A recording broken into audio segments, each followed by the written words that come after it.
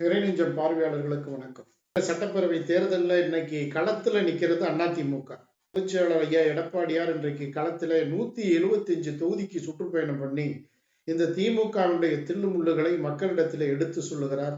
மக்கள் அவரை ஆசீர்வதித்து இன்றைக்கு 175 தொகுதியில இன்னைக்கு வெற்றி உறுதி செய்யப்பட்டிருக்கிறது. கூட்டணி ஒரு மகா கூட்டணி நிச்சயமாக அமைந்து திமுக என்ற அந்த தீய சக்தியை வீழ்த்துவதற்கு 26 சட்டப்பேரவை தேர்தல் மிகப்பெரிய ஒரு இடத்தை கொடுக்குது. இதுல என்ன ஹைலைட்னு பாத்தீங்கன்னா, இன்னைக்கு ஐயா எடப்பாடியாரை சுற்றிதான் இன்னைக்கு அரசியல் காய்கள் நகர்த்தப்படுகிறது.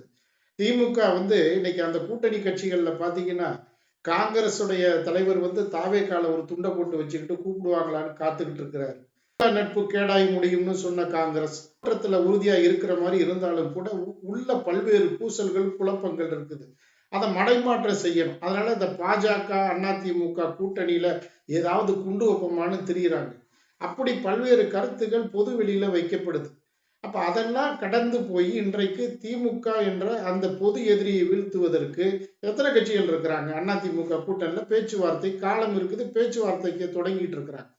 பேச்சுவார்த்தையில மூவேந்தர் முன்னேற்ற கழகம், ஐயா ஜான் பாண்டியனுடைய இயக்கம், இன்றைக்கு ஐயா வாசனுடைய இயக்கம் எல்லாம் இன்னைக்கு ஒன்னா இருந்து பேச்சுவார்த்தை நடத்திட்டு இருக்கிறாங்க.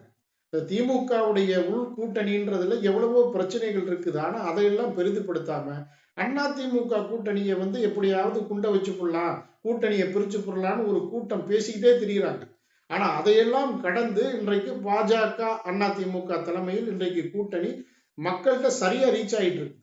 அதை மக்கள்கிட்ட குழப்பத்தை ஏற்படுத்துறதுக்காக பல்வேறு செய்திகள் திட்டமிட்டு பரப்பப்படுது. அவங்களுக்கு இத்தனை தொகுதி, ஓபிஎஸ் வருவாரா, டிடிவி வருவாரா, டிடிவியும் ஓபிஎஸும் தாவேக்கா போயிடுவாங்களா, இந்த கணக்கை போட்டு அதிமுகவை பலவீனப்படுத்துறதுக்கு திமுக மிகப்பெரிய அளவுல இன்னைக்கு ஆட்டத்தை ஆரம்பிச்சிருக்கிறாங்க.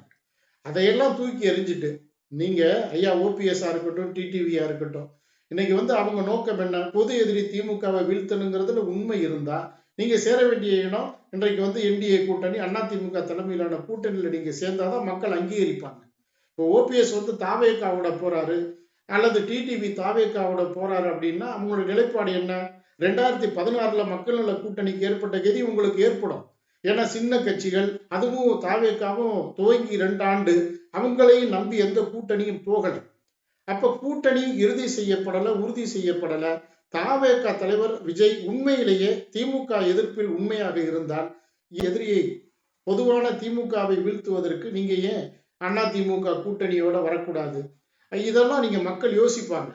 இன்னைக்கு தரைத்தளத்துல தமிழகத்தை மீட்போம், மக்களை காப்போம்னு அதிமுக இன்றைக்கு பிரச்சார பயணத்தை அவங்க துவங்கிட்டாங்க. மக்களை சந்திக்கிறாங்க. தமிழக மக்களுடைய எண்ணங்களை உள்வாங்கி அதிமுக இந்த வெயிலின் அருமை நிழலில் தெரியும்னு சொல்லுவாங்க பாருங்க. அது மாதிரி ஐயா எடப்பாடியாருடைய ஆட்சி, புரட்சி தலைவி அம்மாவனோட ஆட்சி ஒரு 4.5 ஆண்டு காலம் கொரோனா காலம். அப்ப எவ்வளவு மிகப்பெரிய மக்கள் வீட்டை விட்டு வெளியில வர முடியாத சூழ்நிலையில இருந்தாங்க.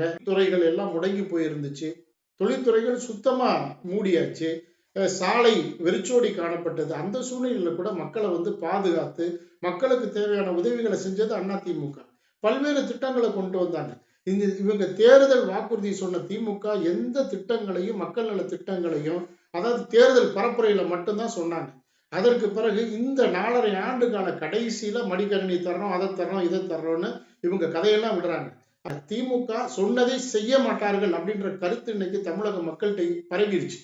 அப்ப இனி அவங்க எந்த தேர்தலில் வாக்குறுதிகளை கதாநாயகனா இருக்க போகுதுன்ற ஒரு நம்பிக்கையை வச்சுட்டு அவங்க வெளியில வந்தாலும் கூட மக்கள் நம்ப மாட்டாங்க. இந்த ஆட்சி மேல கடுமையான அதிருப்தி இருக்கு. எல்லா துறைகள்லையும் லஞ்ச லாவண்யங்கள், இதெல்லாம் தமிழக மக்களுக்கு தெரியும். சொத்து வரியிலிருந்து எல்லா வரிகளும் இன்னைக்கு உயர்ந்து, மின் கட்டணம் உயர்ந்து, மக்கள் சொல்லனா துயரத்துல இருக்கிறாங்க. கல்வி கடன் அவங்க சொன்னாங்க வாக்குறுதியில, எதை நிறைவேற்றல.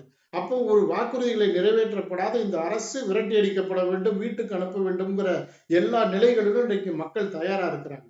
அப்படி மக்கள் தயார்படுத்துற நிலையில இன்னைக்கு அதிமுக தலைமையிலான கூட்டணி இருக்குது. அப்போ ஒரு பொது எதிரியை வீழ்த்துவதற்கு எல்லாரும் வரணும். எல்லாரும் சேர்ந்து இருந்தா திமுகன்ற பொது எதிரியை வீழ்த்தி உண்மையான ஜனநாயகத்தை மலர வைக்க முடியும். இதுதான் மக்களுடைய நிலைப்பாடு. அதை தாவேகா தலைவர் விஜய் நிச்சயமா பரிசீலனை பண்ணுவார். செங்கோட்டையன் ஒரு தனி ஆவர்த்தனம் பண்ணி எப்படியாவது மற்ற கட்சிகள்லாம் சேர்ந்து இப்ப விஜயை அவங்க கவுக்கிறதுக்கான சூழ்நிலைகளை அவங்க ஏற்பாடு பண்ற மாதிரி தான் மக்கள் உணர்றாங்க.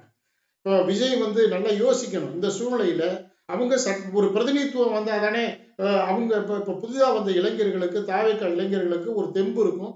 அப்ப அந்த தெம்பை உருவாக்குறதுக்கு விஜய் முயற்சி பண்ணணும். செங்கோட்டையன் மாதிரி ஆட்கள், செங்கோட்டையன் என்ன சொன்னாரு?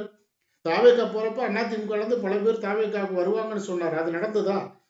அப்ப இது வந்து ஒரு மாயை. அதிமுகல இருந்து செங்கோட்டையன் போயிட்டா நிறைய பேர் வருவாங்க. அதிமுக என்பது ஒரு ஆலமரம். அதிமுகல இருந்து எந்த ஆதாயம் தேடி அடுத்த கட்சிக்கு போக வேண்டிய ஆட்கள் இங்க யாரும் இல்லை. ஏதோ ஒரு சில பேர் இருக்கலாம், போயிருக்கலாம். ஆனா அதெல்லாம் சரியாக இருக்காது. ஒரு நல்ல நோக்கம், பொது எதிரியை வீழ்த்துவதற்கு, திமுக போன்ற மக்கள் விரோத ஆட்சியை அகற்றுவதற்கு இன்றைக்கு அதிமுக கூட்டணியை விஜய் ஆதரிக்க வேண்டும் என்பதுதான் தமிழக மக்களுடைய விருப்பம். அதை நிறைவேற்றுவார் என்று நாங்கள் நம்புகிறோம்.